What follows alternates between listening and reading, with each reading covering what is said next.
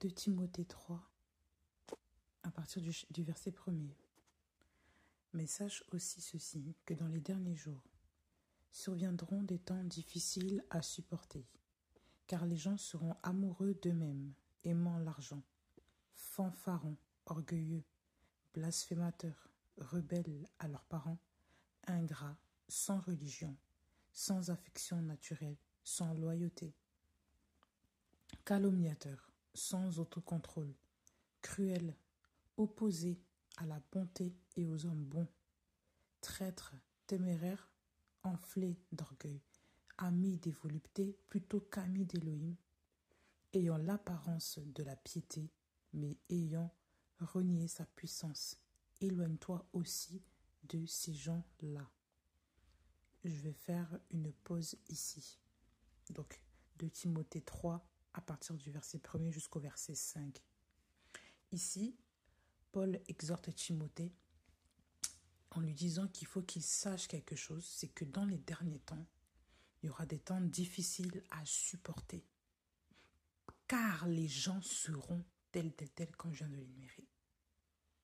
Les temps seront difficiles à supporter, parce que les gens auront des comportements, des attitudes de plus en plus bizarres qui vont faire que nous, en tant que chrétiens, on aura du mal à supporter ça. Ça veut dire qu'on sera éprouvé dans notre chair par rapport à l'attitude et au comportement des gens, des gens. Parce qu'on ne dit pas quel genre de gens, on dit des gens. Ici, les gens seront tels. Et il faut que la jeunesse sache quelque chose. Aujourd'hui, j'aimerais bien m'adresser aux jeunes. Les jeunes qui pensent, surtout les jeunes femmes, hein, aujourd'hui, de ce que j'ai été inspirée à parler aussi, de ce qu'on remarque, de plus en plus de gens sont seuls. De plus en plus de couples finissent divorcés, séparés. Voilà. Il y a aussi de plus en plus de femmes seules. Des mères seules avec des enfants. Et il faut que les gens prennent conscience de certaines choses. Les temps d'hier ne sont plus les temps d'aujourd'hui. Parce qu'on vous dit que dans les derniers jours, il y aura des temps difficiles à supporter. Or, nous sommes dans les derniers jours. Déjà, du temps de Paul, Paul disait ça. Mais alors, à notre plus forte raison, à notre époque, ça doit être pire. Les temps sont de plus en plus difficiles. Ça veut dire qu'avant la venue du Mashiach, jusqu'à l'arrivée de Paul, jusqu'à ce qu'il prononce ces phrases, les gens n'avaient pas les mêmes comportements qu'aujourd'hui. Les couples duraient plus facilement ensemble. Les gens étaient plus agréables à vivre. Il y avait des méchants, mais pas en masse comme aujourd'hui. Or, de nos jours, ça va être de plus en plus difficile et ça l'est. Et c'est en train d'être encore plus difficile, encore plus compliqué. Parce qu'on vous décrit l'attitude des gens, le caractère des gens, le comportement des gens. Et si j'aimerais faire cette brève exhortation, c'est pour sensibiliser nos frères et sœurs dans la foi, surtout les chrétiens. Enfin, les chrétiens, parce que nous sommes frères et sœurs dans la foi, à prendre conscience des réalités aujourd'hui spirituelles de ce qui se passe. On en voit beaucoup de filles qui essaient à tout prix de rentrer dans des alliances, rentrer dans des mariages, de concubinage, les attirances, tout ça, machin, les relations, peu importe, même les amitiés, hein, mais ne prennent pas conscience de certaines choses. Parce qu'on a l'œil selon le monde, on n'a pas l'œil selon la parole. Les temps seront de plus en plus difficiles à supporter. Et les temps sont difficiles à supporter. Déjà, numéro 1, on vous dit, les gens seront amoureux d'eux-mêmes. Les gens seront amoureux d'eux-mêmes. Ça veut dire aussi trop absorbé par son propre intérêt, égoïste. Être amoureux d'eux-mêmes, ça veut dire quoi? Ça veut dire que tu ne penses qu'à toi. Quand tu es amoureux d'une personne, tu penses beaucoup à la personne. Tu vas faire des choses que pour la personne. Tu ne vas avoir que des yeux pour la personne. En fait, ton monde va être tourné vers la personne. Vous voyez ce que je veux dire? Il y aura aussi une glorification de l'humain, une admiration de l'homme. On va commencer à regarder admettons, regardez, je parle d'une manière très concrète. Quand une femme ou un homme est amoureux d'une personne, eh ben, tu vois que la personne ne fait que penser à l'autre, au point même que l'autre peut ne pas manger parce qu'il pense beaucoup à l'autre. L'autre peut ne pas manger, peut être attristé parce que soit bien-aimé ou son bien-aimé est triste, malade, ou ne le calcule pas. Enfin, il y a des... Voilà, on ne pense qu'à la personne. Notre monde est tourné vers la personne. Par exemple, moi, ça m'arrive que, par exemple, quand mon conjoint est attristé profondément par rapport à quelque chose, mais ça me marque. Ça me touche. C'est comme... Voilà, dans ma tête, je ne suis pas contente, je suis triste aussi. Quand il est heureux, je suis heureuse. Quand je sais qu'il a besoin de quelque chose, je mets tout mon élan pour la personne. Parce que nous, en tant que femmes mariées, hein, on s'occupe à la fois des choses du Seigneur, mais aussi, on s'occupe aussi des choses du monde. Comme un Corinthien dit, dans le sens où eh ben, on cherche comment plaire à notre mari. Donc, notre monde est tourné vers la personne. Après, celui d'Élohim, bien sûr, après le royaume des cieux, mais on est concentré aussi par la vie de notre mari. En tant que femme mariée, je parle. Donc, une personne qui est amoureuse d'elle-même, c'est une personne qui ne va avoir que le regard tourné vers elle. Tourné vers ses propres besoins. On vous dit qu'ils seront amoureux d'eux-mêmes. Ça veut dire qu'avant, les gens étaient tournés vers les autres. Avant, les gens n'étaient pas égoïstes. Ils n'avaient pas l'intérêt que pour eux. Ils pensaient aux autres. Mais là, aujourd'hui, on remarque des gens qui sont de plus en plus amoureux d'eux-mêmes, concentrés sur eux. Ils ne pensent qu'à eux. Je prends l'exemple des réseaux sociaux. Regardez les gens. Ils font des photos de eux toute la journée.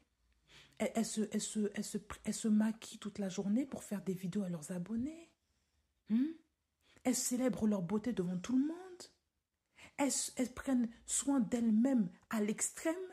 Il ou elle à l'extrême. Les hommes, la musculation, le corps très très beau. Il faut qu'on montre le corps aux femmes, les mannequins, le mannequinat. Regardez le mannequinat. Exemple, le mannequinat. Les femmes aussi, ben n'en parlez pas les femmes, hein, les cheveux à l'extrême, il faut toujours parler des cheveux à l'extrême, il faut que le maquillage soit impeccable. Jusqu'à, il y a des femmes maintenant qui montrent comment prendre sa douche, comment avoir une peau impeccable, et comment avoir... Et j'étais choquée, j'ai même pas cliqué. Mais quand on voit certains titres sur YouTube, on est choqué. Je vous assure. Parce qu'on voit l'influence, on se dit, mais qu'est-ce qui se passe? Vous savez, moi, par exemple, je suis quelqu'un, j'aime bien prendre soin de moi, mais pas pendant 3 heures. C'est quelque chose que je déteste. Parce que ça me fait perdre du temps. Il faut que nous soyons sobres dans ces choses. La Bible dit qu'il faut que nous soyons sobres. Quelqu'un qui n'est pas sobre, c'est quelqu'un qui est toujours dans l'exagération. Quelqu'un qui n'a pas de limite. Mais aujourd'hui, regardez les gens. Ils achètent plein de panoplies de maquillage. Plein de trucs là pour sentir bon. Plein. Mais qu'est-ce qu'ils veulent camoufler? Ils achètent plein de crèmes pour arranger le visage. Comme si le visage maintenant est devenu tellement compliqué à embellir. Ils achètent plein de trucs, plein de trucs pour se maquiller le matin, pour aller tin. Il faut acheter plein de choses pour être beau, pour être belle. Et ça nous fait perdre combien de temps? Il y a des femmes même qui se maquillent 1 heure et demie devant la glace. 1 heure devant une glace, 1 heure. Et tu te regardes, tu te contemples. Il faut que ton visage soit figé après 1 heure de maquillage. Rendez-vous compte honnêtement. 1 heure. Ça veut dire qu'elle se réveille combien de temps avant? Au lieu de se réveiller combien de temps avant pour la prière? Non, on se réveille plus pour ces choses-là. On se réveille pour les cheveux. On ne se réveille pas pour la prière. On se coiffe toute la journée. On fait des vidéos de 40, de 50 minutes pour expliquer, pour révéler nos cheveux aux gens. Regardez les gens, comment les gens sont devenus amoureux d'eux-mêmes. On veut avoir le ventre ultra plat. Donc, on montre aux gens qu'on fait les exercices. On montre aux gens qu'on a un beau corps. On montre aux gens cette image. C'est fait de montrer l'image là, aux gens là, que nous sommes. Ça, c'est de l'idolâtrie de soi. Les gens s'aiment tellement que même certaines personnes, comme les stars, vont mettre des assurances sur leur corps. Au cas où, y a une partie du corps qui est abîmée. Vous vous rendez compte? Ça veut dire que leur corps est devenu une marchandise. C'est de la prostitution visuelle. Il faut le dire. C'est de la prostitution visuelle. Et aujourd'hui, beaucoup de femmes sont en train de pratiquer ça, sont en train de suivre la tendance de la Babylone la Grande. C'est la même chose là. Vous voyez pas? Cette femme qui se montre avec ses bijoux, ses trucs, comme on l'a décrit dans l'Apocalypse, mais c'est la même chose. Il faut toujours qu'on la voie. Il faut qu'on la voie. Son corps est devenu un attrait visuel pour que les gens se satisfassent avec ça. Ce n'est pas normal. Où est la pudeur des femmes d'antan qui se couvraient, qui étaient revêtues plutôt des œuvres des œuvres d'Elohim plutôt que des œuvres faites d'hommes là qui n'ont aucune valeur réellement. Comme Pierre le dit, là, il faut pas se faire des tresses d'or, plein de tournées de choses, de trucs qui attirent le regard. Il faut plutôt être des femmes qui se revêtent des œuvres qui font confession, des femmes qui servent Elohim. Il faut plutôt être des personnes qui soient pieuses dans leur cœur que plutôt revêtir un extérieur, je sais pas. Ça veut dire qu'il faut la sobriété. Il ne faut pas attirer le regard avec tout ce qui claque aux yeux. Ça, c'est pas biblique. Il y a des femmes, elles mettent des choses, l'apparence est très sophistiquée, mais dans l'âme, il n'y a rien. Combien de femmes ne connaissons pas comme ça? Les gens sont amoureux d'eux-mêmes. On vous dit quoi ensuite? Ils aiment l'argent. De plus en plus de personnes aiment l'argent. Ce n'est pas avoir besoin de l'argent, c'est aimer l'argent. Ça veut dire que ça va conduire des gens à tout faire pour avoir l'argent, pour posséder l'argent.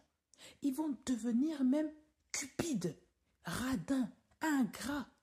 Ils peuvent faire des choses terribles pour avoir l'argent. Comme on le sait aussi, il y a plusieurs choses que les gens font juste pour posséder l'argent, pour montrer la richesse devant les gens, pour montrer qu'ils ont une bonne attitude financière. Même dans le bas peuple, là, il y a des gens qui veulent, leur désir, c'est juste avoir l'argent, pour montrer aux gens qu'ils ont l'argent. Ils veulent juste avoir des gains matériels pour révéler qu'ils ont de l'argent. Vous vous rendez compte? Il y a des gens même qui ne mettent que la marque pour révéler aux gens qu'ils ont l'argent. Voilà l'état de notre monde. Il y a des gens qui ne veulent pas, par exemple, je ne sais pas quoi, économiser pendant un temps afin d'avoir quelque chose. Non, ils veulent tout maintenant parce qu'ils aiment l'argent. Eux, quand ils voient l'argent, ils sont vus comme... pour eux, ils se prennent comme des petits rois, comme des petits dieux quand ils ont l'argent. Parce que c'est ça, ils tendent vers ce modèle. Pour eux, leur modèle, c'est la richesse. Pour eux, leur modèle, c'est la grande Babylone. Ils aiment l'argent. De plus en plus de gens aiment l'argent. Ils peuvent faire tout n'importe quoi pour l'argent. Les femmes qui se marient avec des hommes qui sont vieux et qui ne sont pas très beaux, c'est pour l'argent. Ce n'est pas de l'amour réel. Arrêtez un petit peu là, arrêtons de mentir. Mais non, je l'aime sincèrement. Arrête de mentir. Si l'homme était pauvre, là, tu allais te tourner vers lui.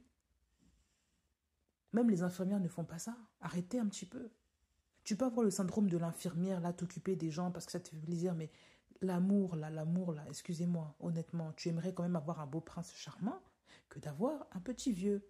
Et les femmes prennent souvent des hommes vieux parce qu'elles savent que dans pas longtemps, c'est la mort. Et parce que l'homme vieux aussi est plus fragile, qu'il est plus absorbé par la jeunesse de la petite, qu'il n'a pas vu ça fait longtemps. Il peut toucher un corps qui est jeune, donc il va être plus emballé, il va être plus aveuglé, plutôt, que le jeune là qui a toute sa tête et qui peut avoir toutes les filles naturellement.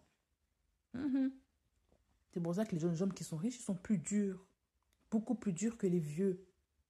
Parce que le vieux, il sait que lui, il a de la chance d'avoir une petite jeune. Ça lui fait plaisir d'avoir de la bonne chair fraîche là, dans son lit. Mais le jeune là, il s'en fout, il est déjà jeune.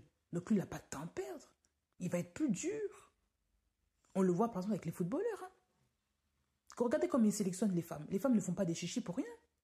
Parce qu'ils savent que le monsieur a déjà pris ses arrières. Ils savent que le monsieur, comme il est déjà jeune là, il ne faut pas que je rigole trop avec lui. Elles sont sages. Mais les vieux là. Si une femme, une jeune, très très jeune là, va avec un vieux là qui souvent n'a plus beaucoup de beauté là, il faut qu'on arrête, il faut qu'on se dise les choses. Voilà.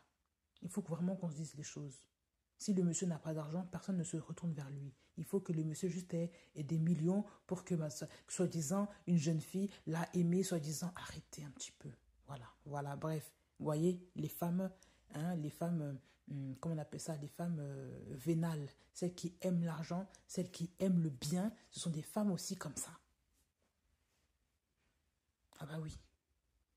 Toute nationalité confondue. Il n'y a pas une nationalité en particulier. Il y en a, tout le monde, tu en trouveras dans tous les pays une femme au moins comme ça. Dans tous les pays. On vous dit que les gens vont être fanfarons. Fanfaron, c'est quoi? Fanfaron, c'est quelqu'un qui, je crois, hein, c'est orgueilleux, mais en même temps, fanfaron, c'est une personne qui révèle ses attraits, non? Voilà, qui se vante avec exagération des exploits réels ou imaginaires. Donc, il y a des gens qui se vantent avec exagération de ce qu'ils ont fait, de ce qu'ils ont, ce qui est vrai ou pas. Ils se vantent qu'ils ont un très très bon mari. Elles ont un mari qui est parfait au point même que tout le monde va commencer à avoir l'œil sur le monsieur. Il y a des femmes comme ça ou des hommes comme ça. Oh, bah, qui vont montrer sur les réseaux leur grande maison, qui vont montrer la tête de leurs enfants qui sont très beaux, alors qu'il y a des gens qui n'ont pas d'enfants et qui sont mal intentionnés. Et qui vont révéler, ils vont révéler maintenant leur compte en banque, combien ils gagnent, ils vont révéler les secrets de leur vie. Ils vont commencer à révéler aux gens avec indécence ce qu'ils ont. Et ça, ce sont des choses qui agacent. Et ce sont des choses qui sont très indécentes. C'est un péché. La Bible en souligne. Hein. On va dire que on dit que ce sont des temps difficiles à supporter. Ben, il y a des gens qui sont comme ça. Donc, ce sont des gens qui vont être insupportables. Moi, je. Il y a des gens comme ça. Orgueilleux, on sait ce que c'est. Hein. Des gens qui sont orgueilleux, on sait ce que c'est. Orgueilleux, c'est se montrer au-dessus des autres, surpasser, se mettre en évidence avec une trop haute estime de ses propres moyens ou de ses mérites, mépriser les autres ou même les traiter avec mépris d'une façon hautaine. Vous voyez ce que c'est que les orgueilleux, comment ils font?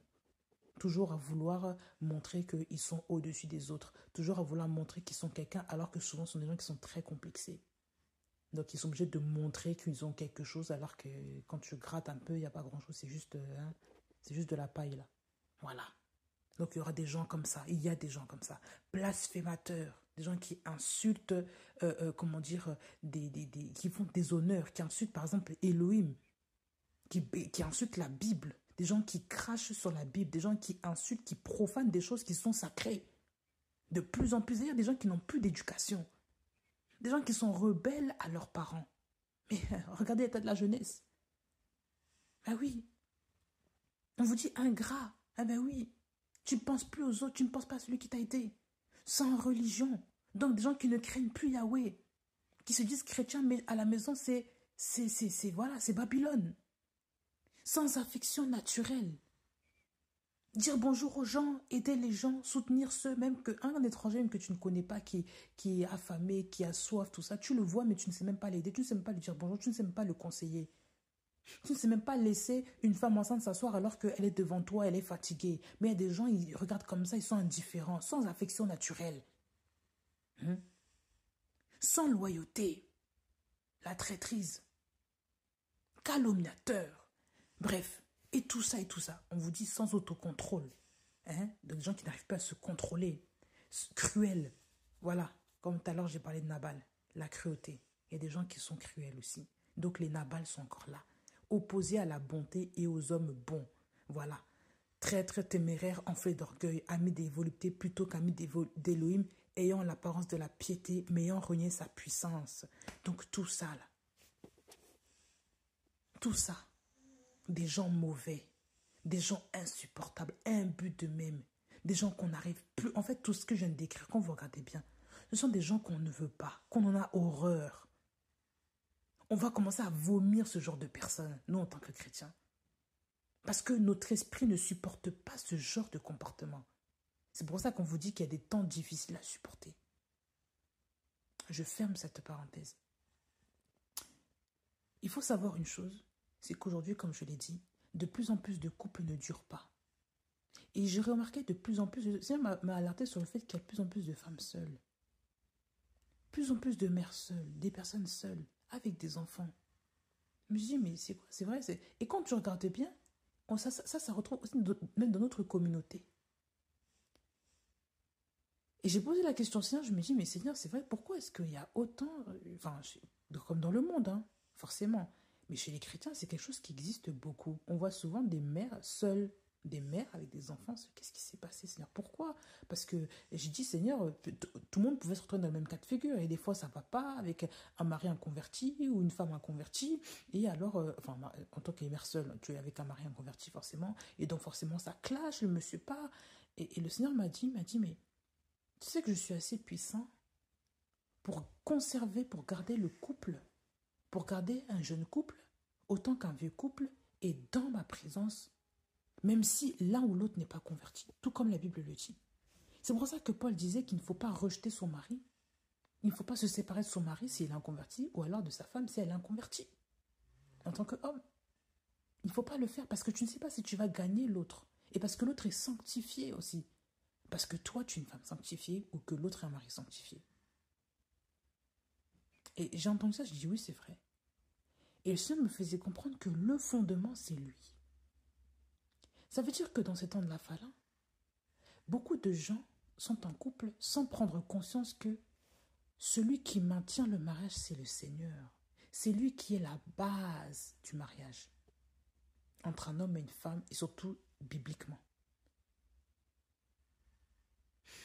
Il faut comprendre une chose, jeune sœur, vous qui êtes mariée depuis peu, ou vous qui songez à vous marier. Le mariage n'est pas une porte ouverte seulement à la sexualité, à la libido, machin. Il faut pas. Il y a des réjouissances dans le mariage, ce qui est normal. Tu as un beau monsieur à la maison, un monsieur que tu aimes, tu rigoles avec la personne, tu aimes la personne, tu as la présence de quelqu'un, ça fait du bien. Il y a tous les avantages qu'il y a entre un homme et une femme, bien sûr. Il y a aussi les enfants, il y a cette atmosphère-là de famille. Il y a tout ça, ça c'est vrai. Il y a vraiment des bonnes choses, on ne va pas mentir. Mais il faut savoir une chose, c'est que le mariage doit être d'abord déjà sur la base de la volonté du Père. Et que même si tu t'es marié sans être converti, toi maintenant qui t'es converti et l'autre n'est pas converti, ton mariage doit toujours... En fait, tu dois faire de Jésus-Christ le fondement de ta vie, le fondement de tout, le fondement de ton mariage. Et c'est ça le secret des gens qui tiennent dans le mariage dans le temps. Qui craignent réellement le Seigneur, pas de ceux qui font la comédie et qui ont l'adultère à côté. Je ne parle pas de ça. Parce qu'il y a des tempêtes dans le mariage. Il y a des tempêtes. Moi, dans mon cas, par exemple, il y a des fois où je ne m'entends pas du tout avec mon conjoint. Ça ne va pas. Mais aujourd'hui, regardez même, quand on voit même les couples, même les couples chrétiens, mais il y a des couples qui sont chrétiens, 100% et qui se séparent, qui divorcent. Mais on se dit, mais où est la parole? Alors que nous avons un Dieu tout-puissant, mais où est la parole? Parce que les gens ne font pas de la parole d'Élohim le fondement de leur vie. Les gens ne prennent pas conscience que Jésus-Christ est le fondement, il est le commencement de tout dans ta vie. Si tu mets Jésus-Christ, Yahushua Mashiach, en premier plan dans ta vie, tes affaires ne seront pas ébranlées comme ça du jour au lendemain. Je te le dis. Parce que Yahushua est tout puissant, tout puissant. Et à lui, rien n'est impossible. Pour conserver quelque chose, c'est pas lui qui est l'auteur du brisement du couple. Ça, c'est faux. C'est faux. Yahweh n'est pas l'auteur du divorce. Il n'est pas l'auteur même des séparations. À moins que tu ne t'es pas marié. Et encore, il faut voir dans c'est quoi le cas particulier. À moins que le monsieur, c'est vraiment pas ça, il t'a pas épousé, ça c'est peut-être autre chose. Mais quand il s'agit d'un mariage, Yahweh ne va jamais te dire divorce, sépare-toi, prends tes affaires, va-t'en. Non. Il faut vraiment être prudent dans ce que je dis. Je ne parle pas des violences conjugales, bien sûr. Je parle d'un mariage lambda. On voit aujourd'hui de plus en plus de personnes qui sont séparées. Et quand on demande les raisons, ah ben, je m'entendais plus avec le monsieur, ah le monsieur, machin, machin, on n'était pas mariés, machin, et on a fait les enfants avant. Ben, regardez toutes ces choses. Il faut mettre d'abord le Seigneur avant. Il faut mettre d'abord le Seigneur avant toute chose, avant de commencer quelques projets avec une personne. Mettez toujours le Seigneur. Quand on est seul dans une barque, on peut faire marche arrière facilement. On peut se remettre en question, en fait, si on a fait des erreurs, on va s'en vouloir qu'à soi-même, mais on va se pardonner plus facilement que si on avait quelqu'un. Ça va être plus difficile. Et avec des enfants derrière. Ah oui, Bah oui. Moi, je vois souvent des jeunes femmes. Elles sont à l'assemblée avec des enfants, 2, 3 enfants. Comme ça. Des jeunes femmes, c'est pas des vieilles femmes, des jeunes femmes. Et ce sont des femmes qui viennent au Seigneur, qui ne sont pas mariées. Elles ont eu des rapports, elles ont eu des relations avec des hommes avant. Donc elles sont avec des enfants, maintenant elles se sont converties au Seigneur. Mais il y en a beaucoup aussi qui ne cherchent que l'homme derrière. Elles viennent qu'à l'assemblée que pour chercher le monsieur. Elles ne viennent qu'à l'assemblée pour chercher le monsieur, ou alors tu vas entendre que la personne est tombée encore avec quelqu'un. Ah oui. Ou tu vas apprendre que maintenant elle vient en concubinage avec tel homme, tel homme. Ou tu vas apprendre qu'elle dérange les hommes à l'assemblée parce qu'elle veut comment dire, le fiancé de la sœur là-bas qu'elle a toujours voulu là. Je ne dis pas qu'elles sont toutes comme ça, mais on entend beaucoup de choses comme ça.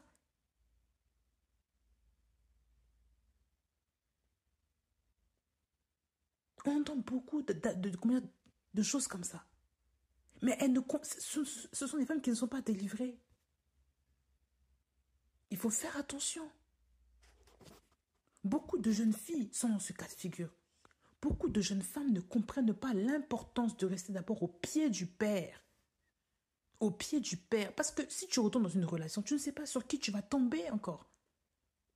Tu peux tomber sur un monsieur là, hein, qui sera amoureux de lui-même, aimant l'argent, fanfaron, orgueilleux, blasphémateur, rebelle à ses parents, ingrat, sans religion, machin, calomniateur, cruel. Tu peux tomber sur un Nabal. Vous voyez le mari de, comment elle s'appelle là, de Abigail là, le méchant monsieur là. Tu peux tomber sur un monsieur comme ça. Ah oui. Tu peux tomber sur un monsieur comme ça. Parce que tu n'as pas discerné. Tu étais encore allé dans tes pulsions de oui, je veux un monsieur, je veux un mari, je veux la libido, je veux les rapports sexuels, je veux homme à la maison pour montrer mon statut, pour montrer que le Seigneur ne m'a pas abandonné. Mais c'est toi qui forces les choses. Tu es là, tu es en train de forcer des relations. Tu veux absolument forcer les choses au point que tu déranges. Voilà pourquoi Paul aussi avait dit que les veuves là, qui ont moins de 60 ans, au lieu d'aller chez les gens de maison en maison déranger les gens, au lieu d'être dérangées par leur pulsion charnelle là, qui les pousse à la sexualité là, qu'elles se remarient. Il avait dit ça pour aussi que ces femmes-là soient contrôlées aussi par le mariage. Parce qu'il sait que les femmes seules là, souvent, ça crée des problèmes. Mais une femme qui a perdu son mari, il faut qu'elle se remarie dans le Seigneur. Et il faut qu'elle fasse ses choix dans le Seigneur. Mais il faut d'abord attendre l'aval du Seigneur. C'est pas toi qui vas sauter dans le mariage comme ça. Il y a des femmes qui sont tellement tournées, poussées vers ces choses-là, qu'elles ont oublié la présence du Seigneur. Elles oublient la parole du Père. Elles oublient la parole du Seigneur.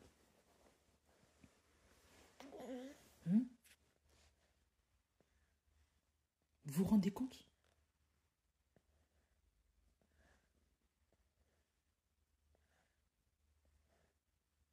Il faut faire attention. Dans ces temps de la fin là, il y a beaucoup d'esprits de divorce. Il y a une ère au divorce là c'est une ère incroyable. Beaucoup de gens ne restent pas ensemble. Regardez même la part des divorces dans le monde par rapport aux années. Vous allez comprendre dans quelle ère nous sommes. Et aussi, ce qui encourage les divorces, regardez les réseaux sociaux, qui ne font que accentuer les problèmes de mariage.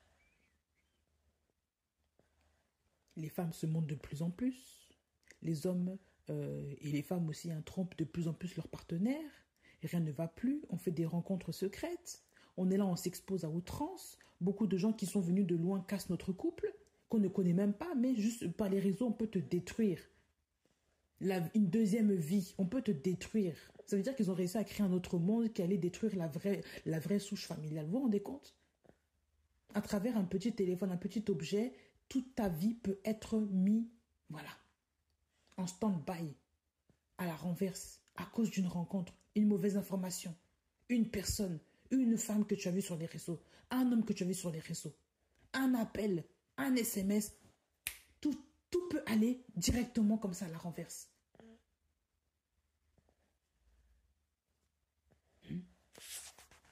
C'est grave. C'est grave. Ayez conscience, s'il vous plaît, les jeunes filles, qu'aujourd'hui, il y a de plus en plus de Nabal. Regardez l'enseignement d'avant si vous ne comprenez pas. Il y a de plus en plus de Nabal. De plus en plus d'hommes cruels, comme le mari d'Abigaïl. Il y a de plus en plus d'hommes comme ça. Les descendants de Nabal ne sont pas morts. Il y en a encore. Il y a de plus en plus... Regardez, attends, on va voir ce que Nabal veut redire. Qu'est-ce que Nabal signifie? Son prénom, la Nabal, ça signifie insensé, lâche, ingrat, insensible, sot, fou ou vil. On vous dit aussi rustre, brute, une personne qui est brute. Voilà. Sot, imbécile, insensé. Voilà, il y en a carrément qui disent bouffon. Voilà, criminel, infâme. Vous voyez comment les mots sont écrits? C'est un homme horrible. Mais sachez que dans ce temps de la fin, là, comme la Bible le dit, là, il y a de plus en plus d'hommes comme ça. Parce qu'on vous dit qu'il y a des gens ingrats, qu'ils auront sans affection naturelle, donc insensibles, des gens qui n'auront plus de sens, donc insensés, des lâches. Hein, voilà. Donc, aujourd'hui, il y a de plus en plus d'hommes qui sont comment? Insensés. Qui sont comme ce monsieur-là, Nabal, là. Qui sont lâches, qui n'ont plus de courage dans la vie. Qui sont ingrats. Ingrats envers tout le monde, envers vous-même, ils le seront. Ils n'ont pas de compassion pour personne. Ils sont insensibles. Ils n'ont plus d'affection naturelle. Ils n'ont plus le cœur normal d'un être humain. Ils ont le cœur dur. Des gens qui sont très méchants, très cruels, qui se plaisent à voir qui se plaisent à voir souffrir les autres, qui se plaisent à écraser, dominer les autres. Des personnes qui sont sottes, des hommes sots, fous. Ah oui. Des hommes totalement désengagés envers la famille. Tout comme Nabal l'était. Il a failli vendre toute sa famille et ses serviteurs à la mort à cause de son comportement, de sa mauvaise bouche. Il y a des hommes comme ça. Vous pouvez tomber de plus en plus sur des hommes comme ça. Donc si vous ne faites pas d'Elohim votre chef directeur dans votre vie, vous allez retomber dans des sauces comme ça avec des Nabal. Voilà pourquoi il ne faut pas se marier en désordre juste pour se marier. Il y a des femmes, juste le monsieur est beau, il est charmant, il est gentil, je vais me marier avec lui, machin, c'est bon, il a dit il craint le Seigneur, mais c'est pas ça. Il faut sonder la personne, il faut demander l'aval du Seigneur. Il faut demander aussi la permission du Seigneur de fréquenter cette personne. Parce qu'en fréquentant cette personne-là, même au niveau normal, tu peux aussi être affecté par des esprits qu'il ne faut pas. Si c'est une mauvaise compagnie, juste en temps normal, si c'est quelqu'un qui te donne des mauvaises informations, si c'est quelqu'un qui est très menteur, très voleur, très cupide, machin, et que toi tu ne le sais pas, mais ces esprits de cupidité là, parce qu'ils voient que tu aimes cette personne-là, ils vont commencer à vouloir s'affiler avec toi. Ah oui, toi tu n'as pas compris ça. Tu peux devenir pire qu'avant à cause d'un Nabal, à cause d'un monsieur comme ça. Tu peux perdre ton éternité à cause d'un monsieur comme ça. Le Seigneur veut te préserver pur. Toi qui t'es repenti, si hier tu t'es tombé avec un monsieur, tu es tombé enceinte. Il ne faut pas retourner faire les mêmes erreurs. Le Seigneur veut te préserver. Donc parfois il faut éviter les mauvaises rencontres. Il faut d'abord écouter le Seigneur. Écouter le Seigneur. Ça ne veut pas dire que tu es jeune et belle, qu'il faut que tu sautes au bras de tous les inconnus que tu vois, qui sont mignons ou quoi. Voilà. Non. Il faut avoir le contrôle de soi.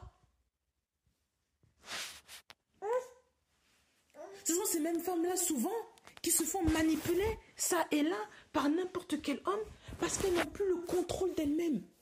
Elles se font manipuler facilement par des pasteurs. Quand vous regardez bien ces femmes, souvent il y a des femmes mariées dedans aussi, mais quand vous regardez bien, c'est parce que l'homme aussi n'est plus un homme à la maison, ça devient un Akab. Il faut dire la vérité.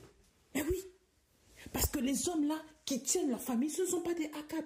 Ce sont des hommes-là qui dirigent leur famille, qui disent à leur femme, tu ne vas pas voir cet homme, c'est moi ton mari, ils savent où est leur place. Mais souvent les hommes-là, qui laissent leur femme aller à n'importe quelle réunion, toujours tous les soirs, avec eux, comment dire, toujours des pasteurs je sais pas, des réunions bizarres avec des pasteurs, ce ne sont plus ça, ce sont des Akab, des hommes bébés, des hommes immatures.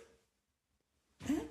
Des hommes qui n'ont même plus le sens de la responsabilité envers leurs femmes. Des hommes qui ne sont plus des chefs protecteurs. Ce sont maintenant, comment dire, des sots, des lâches. Voilà notre génération. Des hommes qui ne sont plus ceux de la Bible là d'hier là. Des hommes qui ne savent plus aussi renoncer au péché, qui ne savent plus aussi diriger la famille, qui ne savent plus, imposer le respect dans la famille même. Des hommes qui laissent leurs femmes aller ça et là, aller n'importe où. Qui laissent leurs femmes, diriger la maison plus que eux-mêmes. Et on trouve ça normal.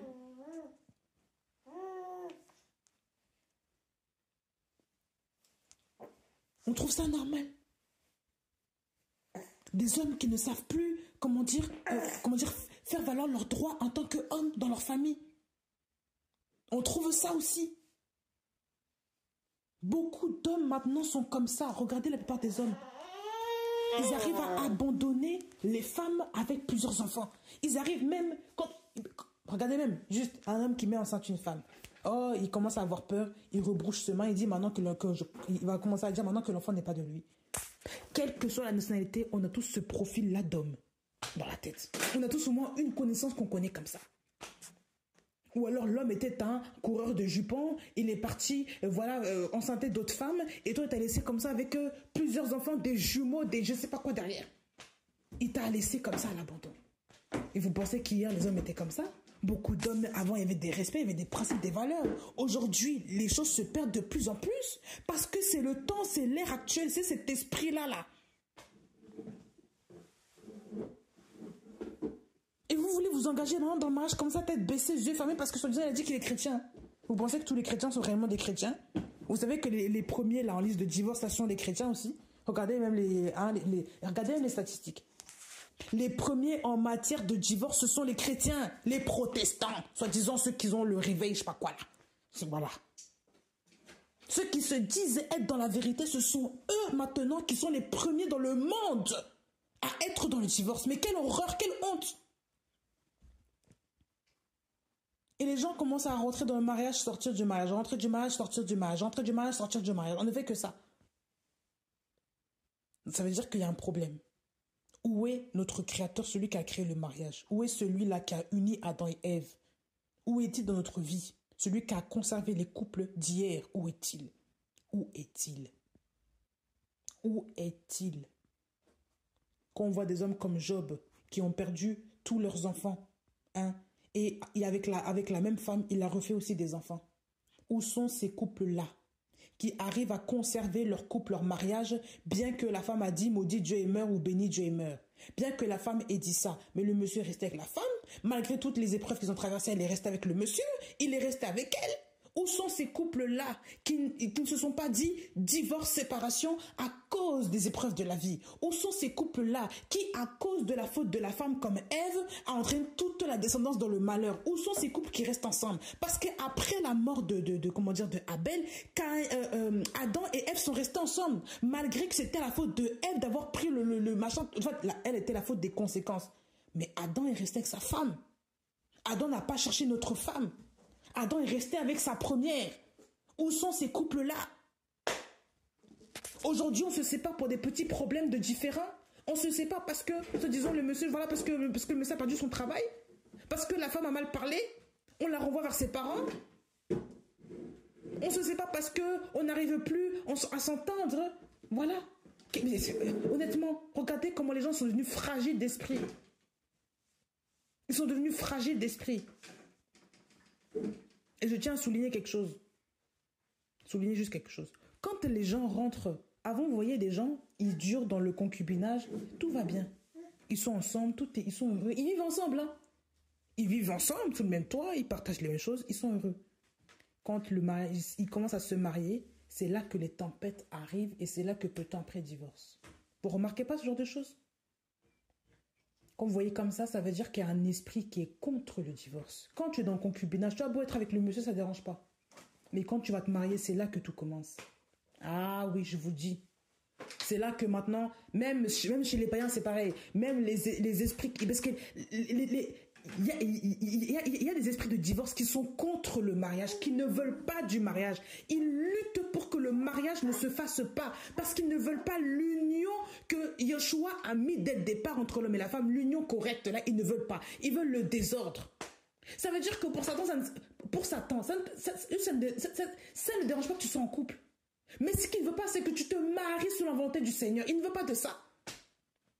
Or, si tu es en couple avec un homme dans le concubinage, si tu n'es pas marié comme ça, tu vas en enfer. Si tu couches avec lui, tu vas en enfer. Parce qu'il faut mettre ta vie en règle. Parce que Yahweh est un Dieu de règles. Mais si tu es dans l'irrégularité sans le mariage, pour le diable, ça c'est ok. Il va te laisser tranquille, hein, je te le dis. Il va te laisser tranquille avec ton mari, avec ton pseudo-monsieur, ta pseudo-femme. Mais lorsque tu vas commencer à vouloir aller au mariage, c'est là que les tempêtes, les épreuves, les attaques vont arriver. Je vous le dis. Quand avant on est fiancés ensemble, tout va bien. Quand j'ai commencé à vouloir me marier avec mon mari, j'ai vu les gens se dresser. Même les gens qu'on se disait frères et sœurs, les gens qui sont envoyés par l'ennemi, qui sont contre le mariage, qui sont pro-divorce, ils ne veulent pas de ton mariage. Et pourtant, ce sont eux hier qui prient avec toi. Mais ce sont eux maintenant qui vont se dresser contre toi pour t'envoyer des flèches. Tu vas même les voir en songe. Tu vas dire, mais lui, qu'est-ce qu'il me veut? Ah oui.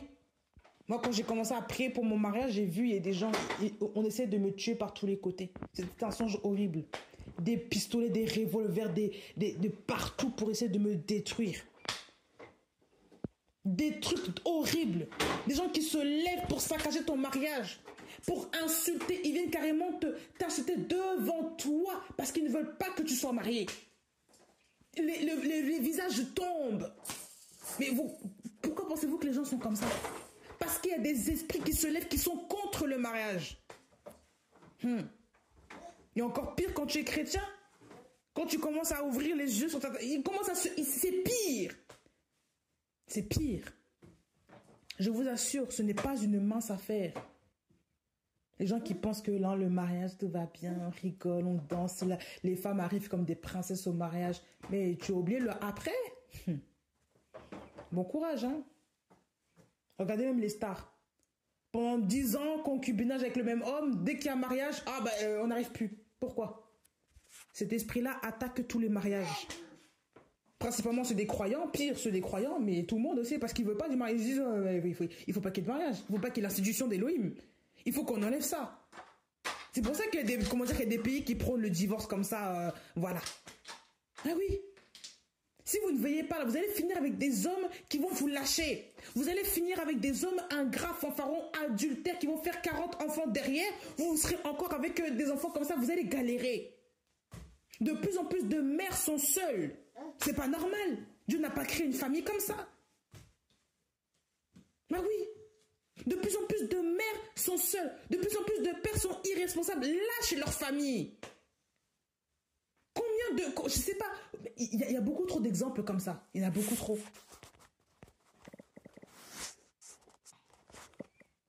On va voir quelque chose. Matthieu 7. Matthieu 7 à partir du verset 24. Ça, c'est Jésus qui parle. C'est pourquoi quiconque entend de moi ces paroles et les met en pratique, je le comparerai à un homme prudent qui a bâti sa maison sur le rocher. La pluie est tombée. Les fleuves sont venus, les vents ont soufflé et se sont précipités sur cette maison. Elle n'est pas tombée parce qu'elle est fondée sur le rocher. Les gens qui entendent la parole du Seigneur, qui la mettent en pratique, qui font ce qu'il dit, dans tout ce qu'ils font, c'est comme une maison qui est bâtie sur le rocher. Parce qu'il est le rocher. Yeshua est notre roc. Il est notre rocher, n'est-ce pas? Ça, nous savons ça. Il est notre rocher, il est notre appui, il est notre base, notre fondement. Voilà, c'est ça qu'il faut entendre, c'est qu'il est notre commencement. Une maison comme cette maison-là doit être bâtie sur le roc. Si tu n'es pas bâti sur le roc, ta maison ne va pas tenir. Ça veut dire que notre fondement est le rocher. Ce qu'il faut comprendre, c'est que notre fondement n'est pas le monde. Il est notre rocher qui est le Yoshua Mashiach. C'est ça notre base. Ça veut dire que quand tu commences un mariage, c'est sur le Mashiach. Si tu veux que ça reste, c'est sur le Mashiach. Regardez, on vous dit que la pluie est tombée, les fleuves sont venus, les vents ont soufflé et se sont précipités sur cette maison. Ça veut dire qu'il y a des attaques qui ont été dirigées vers cette maison. C'est ça qui... Il y a eu toutes sortes d'intempéries qui ont été dirigées sur cette maison. Mais elle n'est pas tombée. Ça veut dire que les attaques aussi, c'est aussi sur les couples qui sont bâtis sur le roc. Ce n'est pas uniquement sur les païens, c'est sur tout le monde. Mais regardez la suite. Mais quiconque entend de moi ces paroles et ne les met pas en pratique sera semblable à un homme insensé qui a bâti sa maison sur le sable. Et la pluie est tombée, et les fleuves sont venus, et les vents ont soufflé et se sont abattus contre cette maison. Et elle est tombée et sa ruine a été grande. Vous vous rendez là? Les mêmes épreuves là qui étaient sur la première maison là sont arrivées aussi sur la deuxième. Mais comme cette maison était bâtie, parce que cette maison était bâtie sur du sable, elle a été renversée. Elle est tombée et sa ruine a été grande. Sa ruine a été grande. C'est grave, c'est grave. Et on vous dit, il dit bien, celui qui entend de moi ces paroles et qui ne les met pas en pratique, il sera semblable à un homme insensé. Insensé. Insensé, qui n'a plus de sens, qui n'a plus la bonne compréhension, qui n'a plus la droiture de la vision des choses. Qui ne marche plus dans la vérité, qui ne marche plus dans le chemin qui est Yoshua Mashiach. Un homme qui n'a plus de sens, un homme insensé. Parce que, ne plus avoir de sens, c'est ne plus avoir de direction. Ça veut dire que tu n'as plus le Mashiach en toi. Parce que tu n'écoutes plus le Mashiach. Quelqu'un qui se dit écouter le Mashiach doit suivre le Mashiach. Donc, quand tu entends, tu dois suivre. Parce que nous suivons notre berger. Mais ces gens-là qui n'écoutent pas la parole sont des gens qui n'ont pas le Mashiach. Parce que tu n'as pas mis en pratique, donc tu n'as pas le Mashiach. Et quand tu veux bâtir quelque chose, comme tu n'as pas entendu la parole du Mashiach, tu as commencé avec une base qui est stable. Tu te dis, ça c'est un roc. Vous savez, le sable avec l'eau. Le sable, quand tu mets le sable avec l'eau, eh ben ça ressemble, il peut être très dur, mais ça n'est pas un rocher. Et quand maintenant toutes les intempéries arrivent, eh ben la maison est détruite. Parce que il s'avère que ce n'est pas un rocher. Ce n'est pas... En fait, c'est une illusion. C'est du faux. C'est du faux. Ce que toi, tu considérais comme solide. Peut-être que tu considérais l'argent du monsieur comme solide. Peut-être que tu considérais la beauté de ta femme ou la lignée de ta femme comme étant une valeur sûre, une valeur stable. Peut-être que tu considérais ton patrimoine comme une valeur stable. Mais aujourd'hui, tu n'as rien. Ta ruine a été grande parce que tu n'as pas écouté le commandement du Mashiach. Tu n'as pas suivi le Mashiach. Tu t'es fait avoir. Tu t'es fait arnaquer. Ah oui. Alors que le Mashiach est une valeur sûre. Ah oui. Le Mashiach est une valeur sûre. Regardez ce qu'il est écrit dans Romains 9, verset 33. Romains 9, 33. Selon qu'il est écrit, « Voici je mets en Sion la pierre d'achoppement et le rocher de scandale. Et quiconque croit en lui ne sera pas confus. » Quiconque croit en lui ne sera pas confus. Et en fait, la version originale, c'est dans Ésaïe 28, verset 16. C'est pourquoi ainsi parle Yahweh Adonai. Voici, j'établirai en Sion une pierre éprouvée, angulaire, précieuse, une fondation établie. Celui qui croira ne se hâtera pas. Quiconque croit en Mashiach ne rougira pas de honte. Quiconque croit en lui ne sera pas confus. Ça veut dire que quand tu t'appuies sur le Mashiach, c'est une valeur sûre, encore une fois. Beaucoup de gens veulent s'appuyer uniquement sur les hommes. Beaucoup de gens veulent s'appuyer uniquement sur le prestige humain. Mais ils oublient le fondement par excellence qui est le Mashiach. Ton mari ne pourra pas te sauver d'une prochaine guerre, d'une disette, d'un manque d'argent. C'est le Mashiach qui va t'aider qui peut te protéger de tout ça. Ah oui. Même il y a des gens qui ont dit, oui, mon mari, lui, ne me trompera jamais, ma femme ne me trompera jamais. Et il s'avère que la femme est partie avec un autre ou le mari est parti avec une autre. Parce que tu t'es appuyé sur le monsieur. Tu as fait du monsieur ton roc ou de ta femme ton roc. Tu n'as pas fait de Yahushua Mashiach ton roc. Il faut faire confiance qu'à Yahushua Mashiach. Il ne faut pas faire confiance aux hommes. Parce que l'humain est branlant. L'humain lui-même, en lui-même, là, n'est pas une valeur sûre.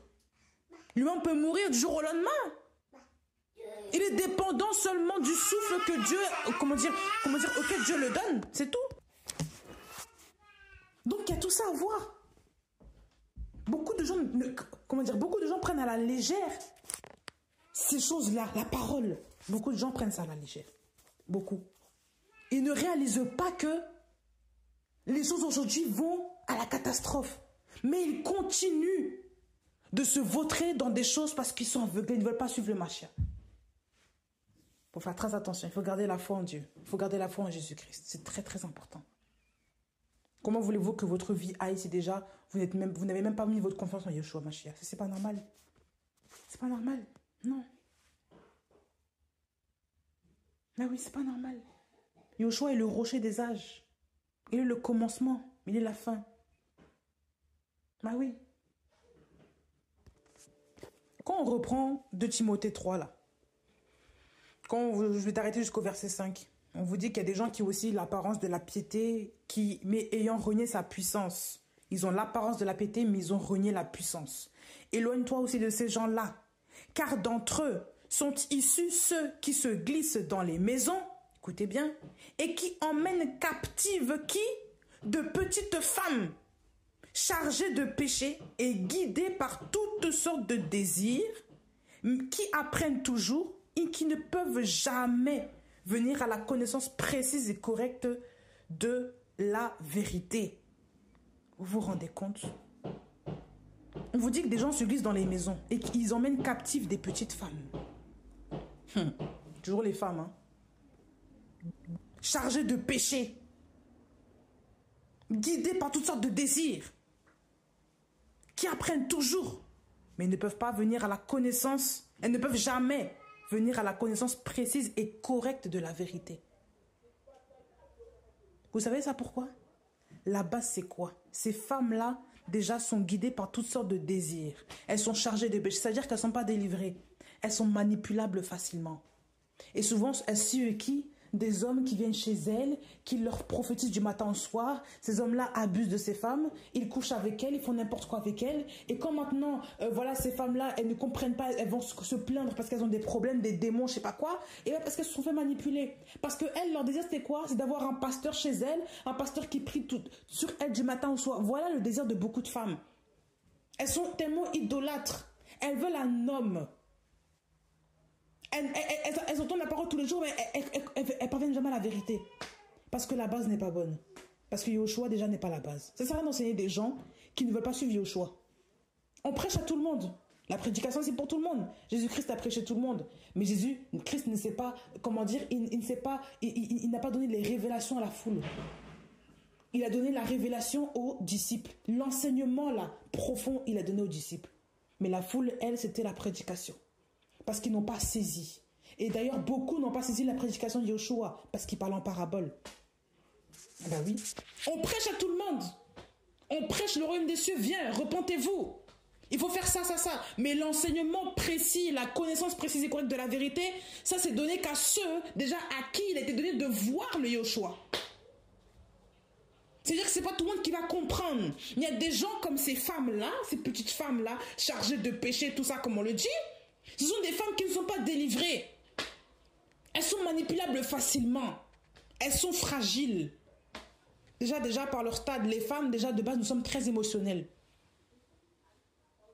Ah bah oui.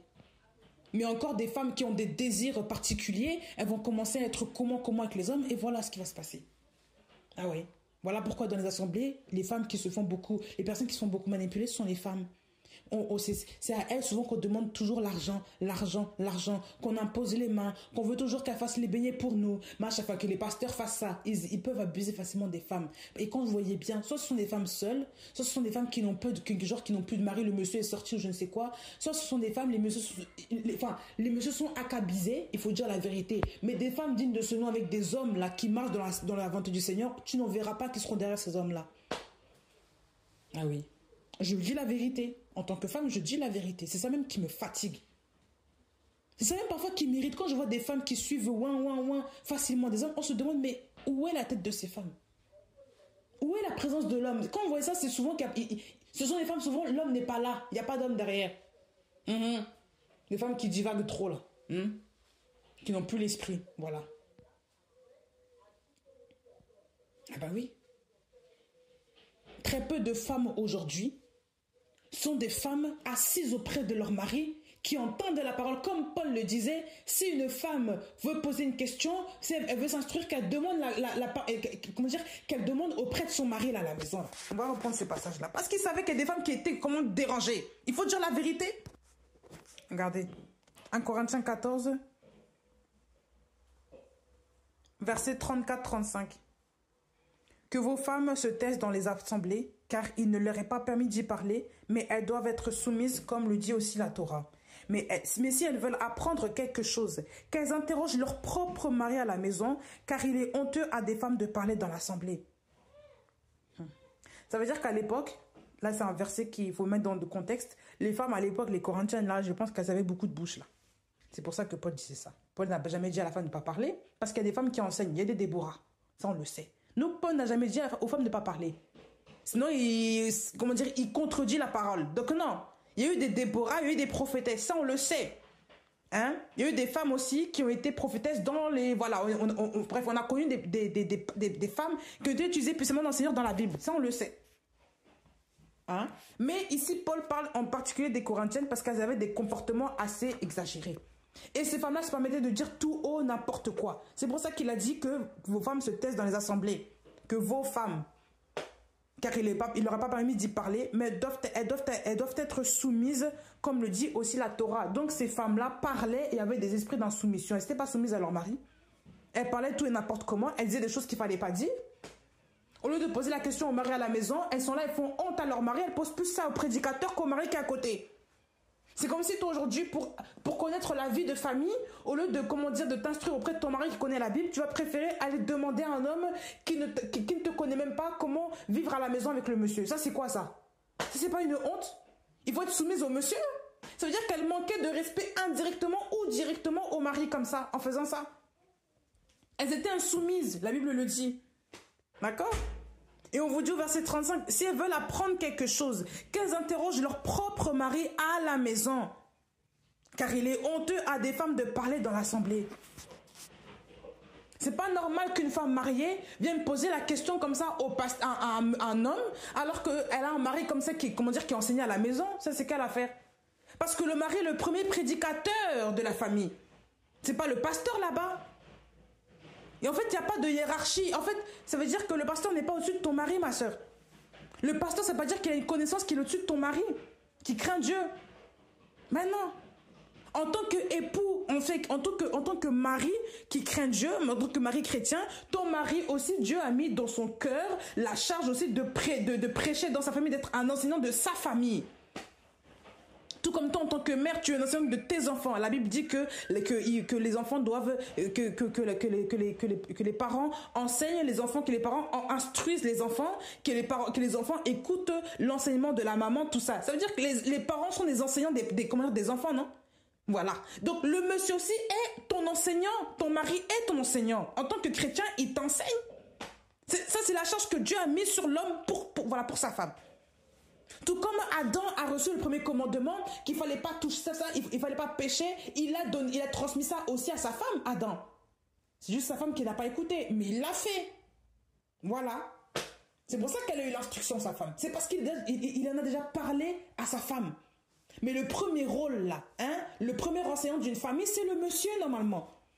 Mais quand les femmes ont des maris chrétiens à la maison et que ce monsieur-là, n'est pas honoré parce que cette femme-là va commencer plus à parler avec des pasteurs, poser des questions au pasteur qu'au monsieur à la maison, il y a un problème. Il y a un souci. C'est pas normal.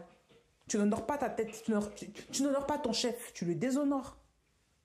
Il faut dire la vérité. Bah oui, c'est une honte. C'est comme si mon enfant va commencer à demander à une autre femme de lui faire à manger, de prendre soin de lui, mais je dis, mais attends, moi je suis qui? Si vous voyez un enfant faire ça, c'est vraiment une honte, c'est une catastrophe. Ça veut dire que votre enfant ne vous considère pas comme une bonne mère. Voilà.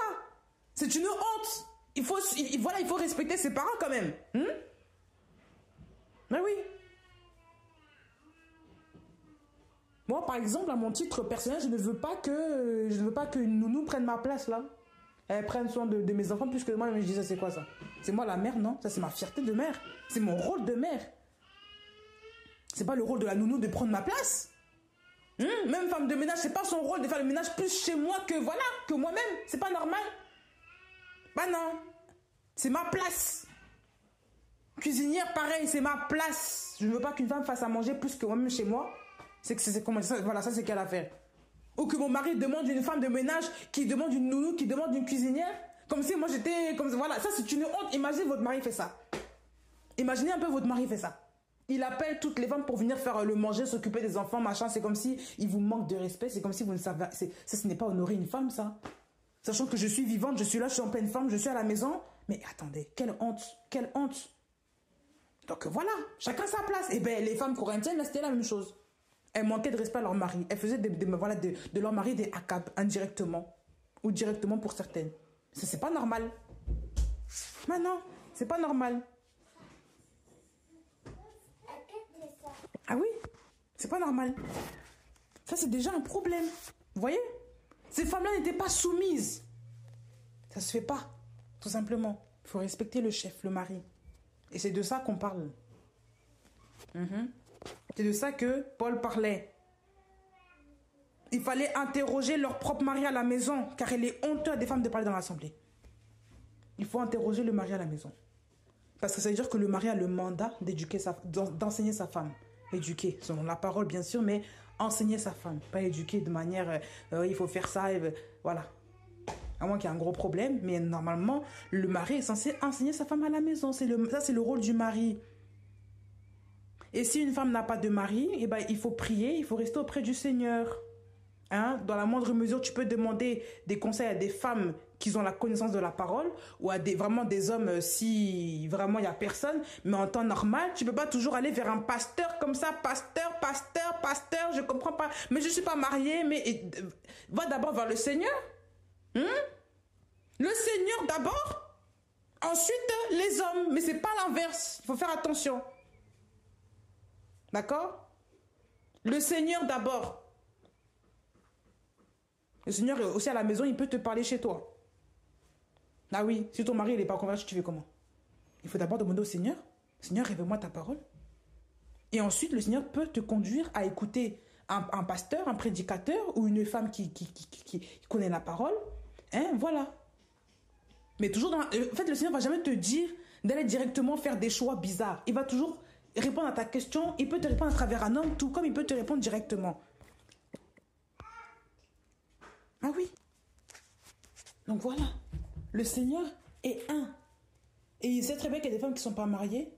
Mais il faut toujours d'abord demander les choses au Seigneur si tu n'es pas marié. Il ne faut pas toujours courir vers les hommes. Déjà, c'est indécent. Ce sont des hommes parfois qui sont mariés, les prédicateurs. La plupart. Et même s'ils ne sont pas mariés, est-ce que c'est normal même? Il faut d'abord aller voir le Seigneur. Et ensuite, le Seigneur te redirige vers des hommes.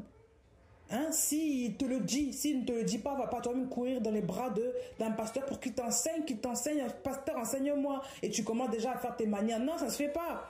C'est un homme. Souvent, il a des enfants, il est marié, cet homme-là. Il faut respecter aussi les serviteurs d'Élohim. Il ne faut pas toujours tenter les gens bêtement comme ça avec des esprits bizarres. Chacun sa place. Ah oui.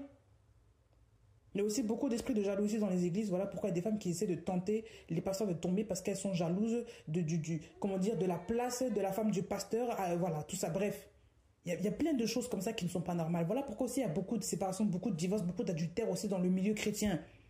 Parce qu'il y a des femmes qui ne sont pas délivrées, elles sont chargées de péché, comme la Bible dit. Elles ont toujours des esprits de convoitise, des esprits, elles sont remplis de plein de désirs qu'il ne faut pas. Voilà pourquoi on abuse d'elles, voilà pourquoi on les viole, voilà pourquoi il y a des choses qui sont terribles dans les assemblées, voilà pourquoi il y a tellement de scandales. On se demande, mais pourquoi dans l'assemblée, justement, il y a des trucs comme ça? Et c'est justement à cause de ce genre de choses. Parce qu'il n'y a plus la parole. Elohim n'est plus le roc de beaucoup de chrétiens. Ils préfèrent suivre leurs hommes, suivre la vanité, suivre leurs propres désirs au lieu de suivre le monde. Voilà le problème de beaucoup de gens. Donc revenez à la parole. Évitez de suivre les tendances mondaines. Et en tant que chrétiens véritables, ce sont des temps difficiles à supporter, mais il faut que nous les passions. Parce que c'est comme ça. Mais vous, entourez-vous de bonnes personnes et soyez toujours fermes dans la parole. Sachez revendiquer quels sont vos droits et vos devoirs. Mais ne vous laissez pas affabuler par n'importe quelle personne là. Surtout vous les femmes, s'il vous plaît. Faisons attention à ce genre de choses. Pour les femmes qui ne sont pas mariées, priez le Seigneur, que le Seigneur vous redirige vers la bonne personne. Attendez, ne courez pas vers l'homme, il est beau, il est trop mignon, je vais tomber. Non, il faut rester sage, sobre. Les hommes, avant le mariage, ils représentent une tête. Après le mariage, c'est encore une autre tête. Ah oui. C'est pour ça qu'un homme qui craint le Seigneur, il ne va pas vous détruire, il ne va pas vous offenser. Donc, il faut d'abord prier le Seigneur pour savoir si, est-ce que c'est le bon monsieur ou pas? Est-ce que lui, je peux ou pas? Seigneur, est-ce que c'est ta volonté ou pas? Ne hâtez pas trop les choses. Gardez toujours confiance en Yahweh. Il ne vous donnera pas un monsieur moche, un monsieur nul, un monsieur qui ne vous plaira pas. Non, il sait très bien quel est votre désir. Il ne va pas vous rendre malheureuse. Donc, patientez et faites-lui confiance. Parce que tout ce que Yahweh fait est bon. Sinon, vous risquez de tomber sur un homme qui va vraiment vous maltraiter, même malgré sa beauté. Que le Seigneur vous garde, qui vous accompagne, qui vous dirige, qui vous ouvre les yeux dans le nom de Jésus. Amen.